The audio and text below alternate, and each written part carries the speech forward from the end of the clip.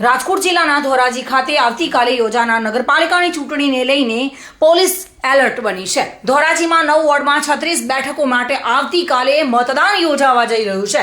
મતદાનને લઈને તંત્રની તૈયારીઓ શરૂ થઈ હતી અને તેને આખરી ઓપ આપવામાં આવી રહ્યો છે. કુલ 41 બિલ્ડિંગમાં 85 બૂથ પર મતદાન યોજાશે. 54 જેટલા મતદાન મથકો સંવેદનશીલ જાહેર કરવામાં આવ્યા છે.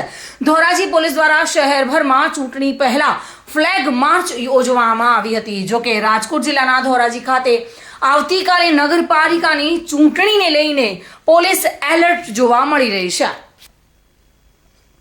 વિમલ સોંદરવા સાથે bureau report, today Gujarati news. આ સમાચાર આપને કેવા લાગ્યા? ટુડે ન્યૂઝને લાઈક, શેર અને સબસ્ક્રાઇબ કરો.